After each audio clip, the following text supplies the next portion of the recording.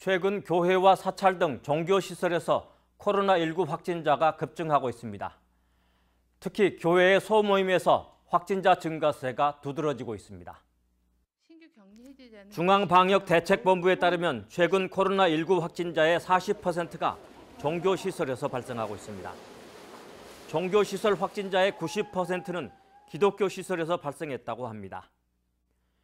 외부 확진자가 교회 소모임을 통해 다른 교인을 감염시키고 그 교인이 직장의 동료를 감염시키는 순환의 고리가 되고 있습니다. 종교인들은 우리 사회의 어느 특정 계층에 소속된 것이 아니라 사회 전반에 널리 퍼져 있기 때문에 지역사회 곳곳에 영향을 미칠 수 있습니다.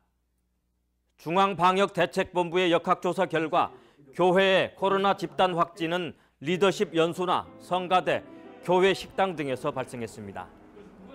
소모임에서 마스크를 쓰지 않는 등 방역 수칙이 제대로 지켜지지 않은 상황에서 확진됐습니다. 발열 증상이 있음에도 불구하고 예배에 참석해 다른 사람에게 옮기기도 했습니다. 방역 수칙을 제대로 지켰다면 본인 외에 다른 사람에게 옮기는 것을 막을 수 있었지만 집단 확진된 경우는 이를 지키지 않았음이 드러났습니다. 방학 기간인 여름은 교회, 특히 교회 학교의 가장 중요한 계절입니다. 거의 모든 교회 학교가 여름 수련회를 개최합니다.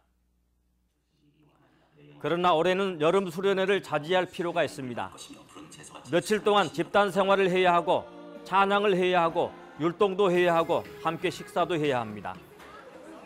교회 학교 학생들의 특성상 엄격한 거리 두기는 불가능합니다. 여름 수련회는 어쩌면 교회 학교 학생들 일생의 신앙에 영향을 미칠 수 있는 기간이 될 수도 있습니다. 그러나 올해 수련회는 코로나19로 학생들에게 큰 상처를 줄 우려가 있는 것도 사실입니다. 수련회뿐만 아니라 교회의 소모임은 방역에 취약하다는 점에서 자제돼야 할 것입니다.